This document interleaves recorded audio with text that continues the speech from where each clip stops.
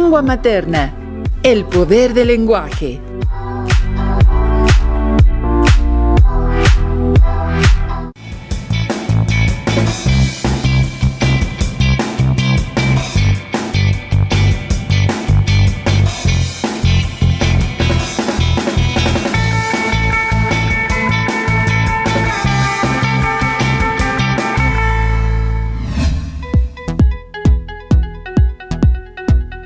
Qué gusto estar aquí nuevamente. Mi nombre es Enrique Rodal y les doy la bienvenida a las alumnas y alumnos de lengua materna de segundo grado de secundaria. Antes de iniciar, les recuerdo que debemos seguir cuidándonos, lavando frecuentemente nuestras manos con agua y abundante jabón, usando el cubrebocas adecuadamente, de forma que cubra nariz y boca. Y aunque juntos, guardar y pedir la sana distancia. La salud es lo primero. Además, ¿ya hicieron algo de ejercicio? Recuerden que mente sana en cuerpo sano. Soy la profesora Corina Estefanía Flores González y efectivamente es un gusto encontrarnos por aquí en una sesión más de Lengua Materna 2. Hoy hablaremos sobre el poder del lenguaje. Con esto nos referimos a analizar el lenguaje de la narración en historietas y su efecto en el lector. Es decir, examinaremos el lenguaje icónico, textual y tipográfico en las historietas. Eso me parece muy importante, profesora, pues nos permite repensar cómo podríamos presentar el lenguaje de una obra escrita a la viñeta de una historieta. ¿Listas y listas? Muy bien, iniciemos. Nuestro aprendizaje esperado es: transforma narraciones en historietas con el propósito de analizar el lenguaje de la narración en historietas y su efecto en el lector. Los materiales que van a necesitar para esta sesión son su siempre confiable cuaderno, lápiz o bolígrafo para que puedan tomar notas. También podría ayudarles tener a la mano su libro de texto. Recuerden que todo lo que vean es para reforzar su conocimiento, así que les recomiendo llevar un registro de las dudas, inquietudes o dificultades que surjan al resolver los planteamientos, pues muchas de estas las podrán resolver al momento de consultar su libro de texto y revisar sus apuntes. Imaginen que de pronto les dicen que leerán una historieta basada en el ingenioso hidalgo Don Quijote de la Mancha de Miguel de Cervantes Saavedra o Drácula de Bram Stoker. ¿Cómo se imaginarían que debería ser el lenguaje, además de los dibujos, para que deseen leerla? Profesora, pues a mí me gustaría de verdad leer una historieta basada en cualquier narración de ciencia ficción, aunque también me gustan las historietas en las que los personajes tienen poderes, como volar, pero no estaría mal leer una en la que el lenguaje, no sea difícil. Claro, porque el lenguaje utilizado en las narraciones debe adecuarse a una historieta y tomar los aspectos más representativos del texto para que quien lee entienda no solo la trama, sino que se enganche. Y eso, más que depender de los dibujos, debe centrar sus esfuerzos en el lenguaje, es decir, en su forma de adaptarlo y mostrarlo. Veamos el fragmento de una de las narraciones más famosas del escritor Herman Melville. Observemos las imágenes que corresponden a uno de los extractos más famosos de Bartleby, el escribiente, publicado en 1853. En este podemos ver a Bartleby, quien se niega a hacerle caso a su jefe, quien también es el narrador del cuento. ¿Logran entender el sentido de la viñeta? A mí me parece que sí. Debo creer que Bartleby, al negarse a realizar algo por lo que le pagan, se está metiendo en un problema, lo que me causa impacto porque podrían correrlo de su empleo. ¿No es así? Así es, pero en cambio su jefe no logra deshacerse de él y más bien la historia tiene un giro inesperado. Las alumnas y los alumnos, ¿están de acuerdo en nuestras opiniones? ¿Tienen una opinión diferente a la nuestra? En ambos casos es muy importante tomar nota de las observaciones propias y las que estamos haciendo aquí para ir comprendiendo mejor la clase. Veamos otro ejemplo. En este extracto de El ingenioso hidalgo Don Quijote de la Mancha de Miguel de Cervantes Saavedra podemos leer: y embistió con el primer molino que estaba delante, y dándole una lanzada en el aspa, lo volvió el viento con tanta furia que hizo la lanza pedazos, llevándose tras sí el caballo y al caballero, que fue rodando muy maltrecho por el campo. Aquí, aunque el lenguaje es más complicado, la imagen nos ayuda a entender claramente lo que está sucediendo. Y ya me estoy imaginando cómo cae rodando el pobre Don Quijote y lo doloroso que pudo ser. ¿Ustedes se lo imaginan? No se olviden tomar nota de sus observaciones respecto a los ejemplos que estamos citando. Así es. Para entender más a fondo nuestro propósito, les invito a ver un fragmento del cuento Correspondencia, de la novelista, cuentista, poeta, dramaturga y ensayista estadounidense Carson McCullers. Mantengan la vista y el oído atentos a los detalles. 3 de noviembre de 1941. Querido Manuel, supongo que al ver el remitente norteamericano de esta carta, ya sabrás de qué se trata. Tu nombre figuraba en la lista que pusieron en la pizarra del instituto. La lista de alumnos sudamericanos con los que podíamos cartearnos. Fui yo quien lo escogió. Creo que debo contarte algunas cosas acerca de mí. Estoy a punto de cumplir los 14 y este es mi primer curso en el instituto. Me cuesta describirme con exactitud. Soy alta y mi figura deja mucho que desear porque he crecido demasiado rápido. Me gusta jugar al béisbol, realizar experimentos científicos como los que vienen en los juegos de química y leer todo tipo de libros. Aunque toda mi vida he deseado viajar, lo más lejos que he estado de casa ha sido en Portsmouth, New Hampshire. Últimamente he pensado mucho en Sudamérica. Desde que seleccioné tu nombre en la lista, también he pensado mucho en ti y me he imaginado cómo eres. He visto fotos del puerto de Río de Janeiro y te imagino paseando por la playa bajo el sol. Me figuro que tiene los ojos negros y acuosos, la piel morena y el pelo negro y rizado. Ya que vamos a ser amigos y a cartearnos, me parece que deberíamos saber cosas serias el uno del otro.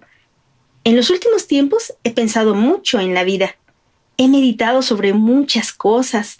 Por ejemplo, acerca de por qué estamos en la Tierra.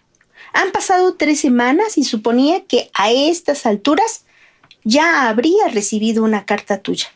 Es muy probable que el correo tarde mucho más tiempo del que calculé, sobre todo a causa de la guerra. Leo todos los periódicos y la situación mundial pesa en mi mente. No comprendo por qué no he tenido noticias tuyas.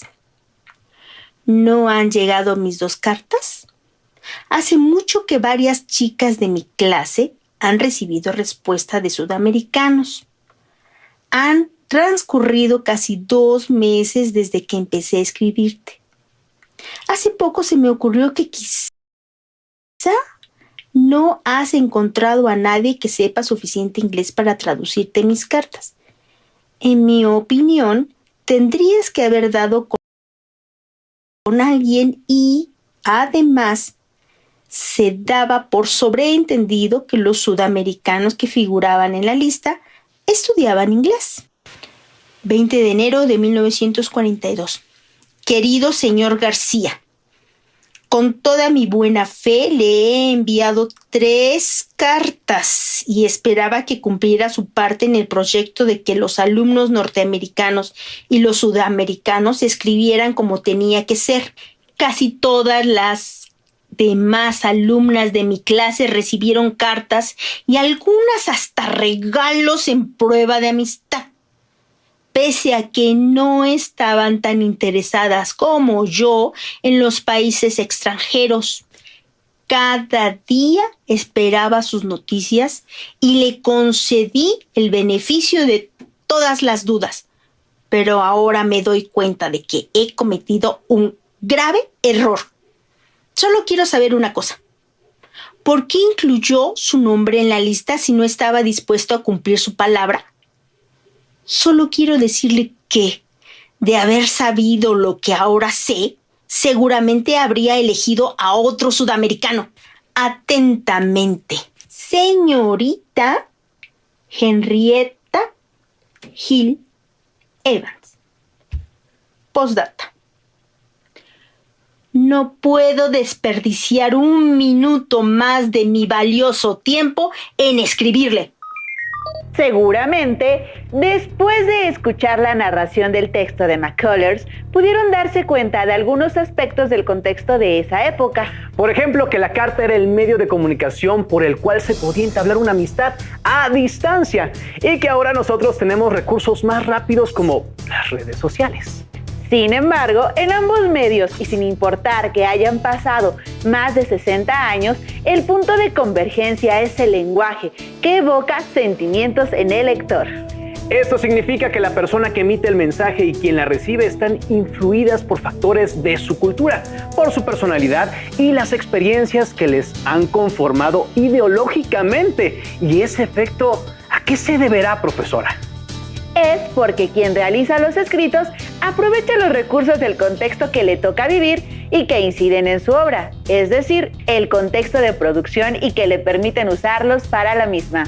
Eso está perfecto, pero ¿a qué se refiere con el contexto de producción en una narración?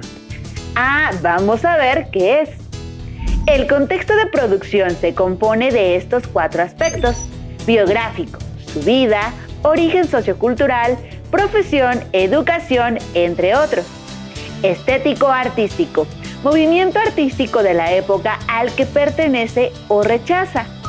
Ideológico, ideas políticas, religiosas o filosóficas vigentes.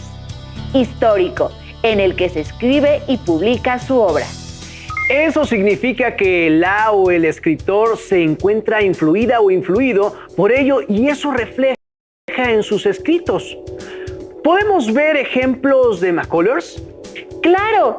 Veamos el ejemplo de los 4 aspectos que componen el contexto de producción. Contexto de producción. Biográfica. Su familia tenía una posición desahogada. Carson era enfermiza. Desde joven tuvo dotes de escritora. Murió de un infarto. Estético-artística. Pertenece a la corriente de autores de Estados Unidos que optaron por el gótico sureño. Es decir, exploró el mundo de lo rural a lo industrial y sus personajes son entes desvalidos o enfermos. Ideológica. Aunque le toca el auge del feminismo en Estados Unidos y una época de discriminación extrema a la población afroamericana, se decide por temas de falta de comunicación y frustración. Histórica. Le toca vivir en Estados Unidos el final de la Primera Guerra Mundial, la Depresión del 29 y la Segunda Guerra Mundial. Eso es bastante interesante, pero profesora, ¿cómo podemos analizar el lenguaje de la narración en historietas y su efecto en el lector? Bueno, se debe tener presente, como ya se dijo, el tipo de texto que elegiremos para trasladarlo a una historieta, tener claros los momentos más importantes de la narración, saber a qué público dirigiremos la historieta y qué aspectos tenemos que cambiar de la narración o adaptar para que no pierda su esencia. Y también para que quien lea se identifique con el lenguaje que se utiliza y, para ello, debemos pensar en el contexto de recepción. ¿Nos puede explicar más a fondo qué es el contexto de recepción? ¡Claro! Veamos y tomemos nota.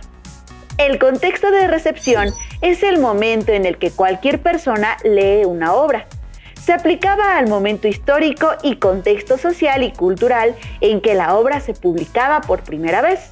También se refiere a una lectora o lector, incluso si lee el mismo texto en diversos momentos de su vida. En otras palabras, son fundamentales las experiencias y conocimientos personales de las y los lectores al momento de enfrentarse a un texto.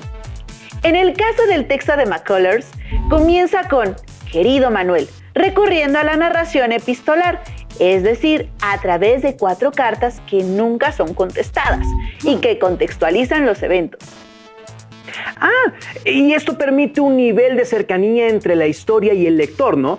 Para ello, observemos cómo se maneja la voz narrativa. Esta puede ser en primera persona, por ejemplo, "Soy alta, siento que he crecido demasiado rápido". En segunda persona se leería: Al ver el remitente sabrás de quién se trata.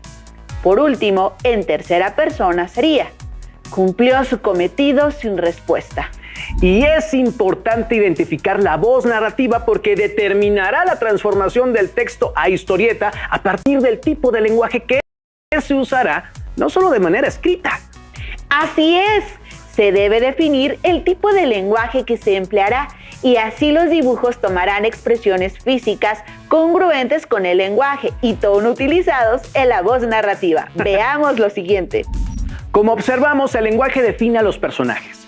Veamos lo que dice el narrador de esta viñeta alusiva del cuento Correspondencia, dibujada por su compañera Margarita. Henrietta se sentía triste. Había puesto todas sus ganas en comunicarse con Manuel y habían pasado 2 meses y todas las chicas de su clase ya tenían una respuesta. Ay, pero ella no. Para ahondar más, veamos los cuestionamientos que tienen los alumnos Oscar, Vanessa y Estrella y escuchemos la réplica de voz de nuestro especialista, el actor, dramaturgo, dibujante, novelista gráfico y titiritero, Pavel Ortega. ¿Cuáles son las principales estrategias de lenguaje que se pueden utilizar para crear efectos verosímiles en los lectores? Siempre es muy importante para ubicar al lector, para que conecte con la historia y sepa dónde están pasando las cosas o pueda darle cierto realismo, es el hecho de representar justamente los fondos, que a veces a muchos dibujantes les da mucha pereza dibujar, o también pues los objetos o la ropa que trae puesta son elementos del lenguaje. El lenguaje no solamente son palabras, muchas veces, como por ejemplo cuando Gabriel García Márquez representa o habla de un lugar, siempre lo hace con muchos detalles. El dibujo también comunica, también es lenguaje y por lo tanto es importante ofrecer esos detalles a los lectores.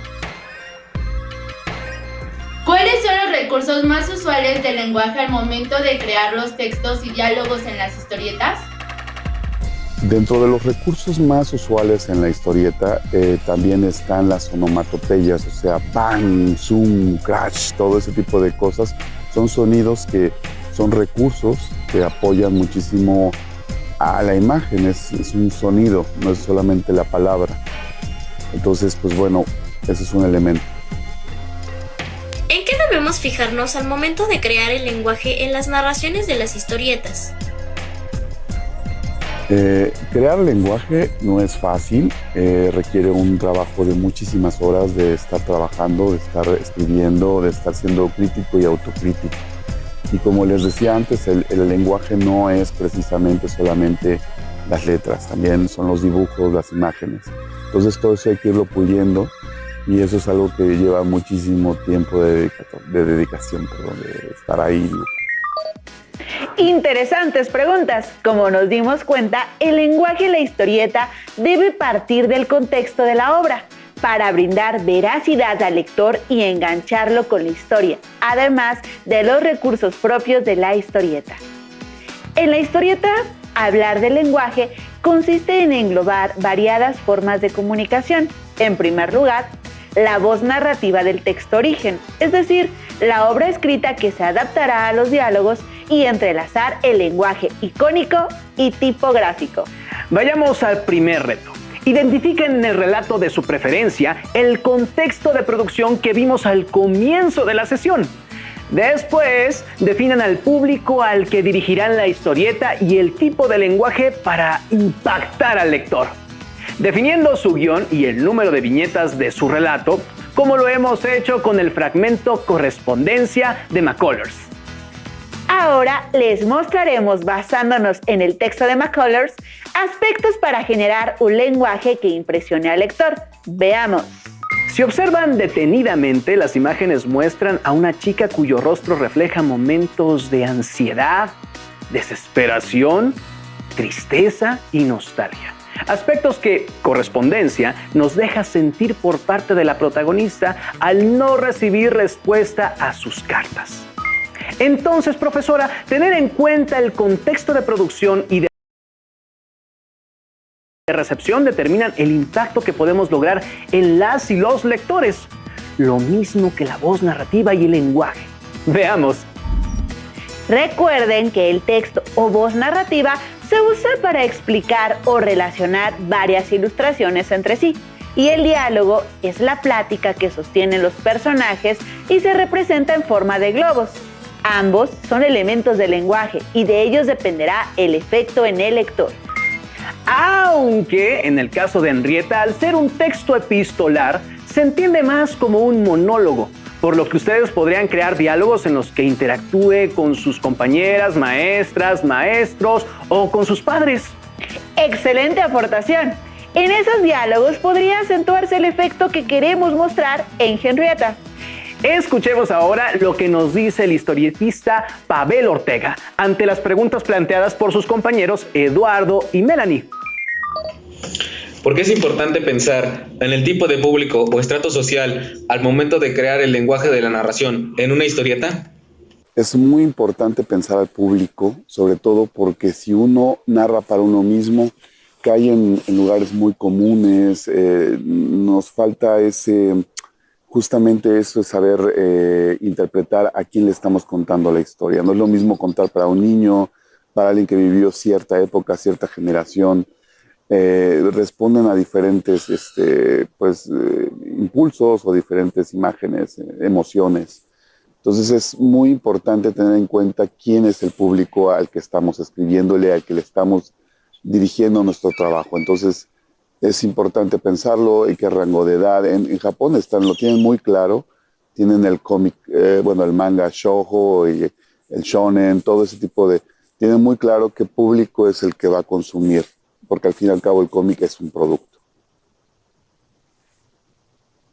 ¿Qué tan importante es tomar en cuenta el tipo de lenguaje del narrador y del personaje? ¿Y qué características de estos últimos se necesitan para crear el lenguaje de las historietas? El lenguaje, o sea, la palabra en sí, es muy importante. Normalmente nosotros cuando hacemos historietas trabajamos con arquetipos, ¿no? El viejo, el niño, el joven, el rico, el pobre, son cosas con las cuales trabajamos. Y obviamente una persona de un extracto social no va a hablar igual que otra de otro extracto social. Entonces el lenguaje que hay que aprovechar es precisamente escuchar muy claramente lo que dice la gente alrededor para poder enfocarlo en cómo hablan nuestros personajes. No hablar igual un niño que una persona mayor, una persona adulta. Una madre no se comunica de la misma manera con su hijo y viceversa, ¿no? Veamos cómo le quedó a su compañera Karin Thaís la transformación del fragmento del texto narrativo de McCullers y qué tipo de voz narrativa y palabras se utilizan. Henrietta le escribió una carta a un chico de Brasil llamado Manuel y le contó que se sentía distinta a sus compañeras del instituto. En una segunda carta le preguntó que por qué no le escribía, que le había dado urticaria y que tenía la corazonada de que pronto recibiría su carta. Algo preocupada, en la tercera carta le dice que casi todas las chicas recibieron cartas. Pregunta si le ha llegado, si ha podido leerlas o si está enfermo. Finalmente, en la cuarta carta, le hace saber su molestia por no haber recibido respuesta y que no piensa perder un minuto más escribiéndole. Como observan, el lenguaje es muy sencillo y todo es contado por una voz narrativa en tercera persona. Y podemos observar que se resumen los 4 momentos de las cartas. Veamos ahora los 2 ejemplos que usamos al principio, pero con variaciones de lenguaje. Como observan, en la viñeta del lado derecho se ha realizado un cambio de lenguaje y es otra la viñeta para darle más intención. De ahí que vemos las expresiones de Don Quijote y su caballo al ser tomados por el gigante molino, que podemos verlo como el viejo caballero lo imagina. Cierto, sí que toma más sentido. Además, el lenguaje es más sencillo. ¿Podemos ver, profesora, el otro ejemplo? ¡Claro! Veamos el cambio de lenguaje de Bartleby, el escribiente. Ahora observamos en la viñeta del lado derecho los cambios al lenguaje de la situación, salvo la frase, preferiría no hacerlo, ya que es icónica o representativa de la narración. Lo cierto es que el cambio más efectivo se observa en la narración cuando dice: me quedé impactado, en silencio, intentando no explotar, pero no pude. También muy cierto. En el narrador original, por ejemplo, 2 palabras que podrían sonar raras para alguien serían atónitas facultades. ¿Ustedes qué lenguaje hubieran usado para estas u otras narraciones que tengan en mente? Hemos desarrollado el aprendizaje esperado. Transforma narraciones en historietas con el propósito de analizar el lenguaje de la narración en historietas y su efecto en el lector. Para conocer más, pueden consultar su libro de Lengua Materna 2, en donde encontrarán información que enriquezca lo aprendido. También pueden realizar los retos sugeridos en él o bien consultar sus apuntes. Lo importante es seguir aprendiendo juntos. Gracias por compartir con nosotros esta sesión de Lengua Materna 2, en la que hemos compartido sobre el poder del lenguaje. Hemos aprendido algo nuevo juntos. ¡Hasta la próxima!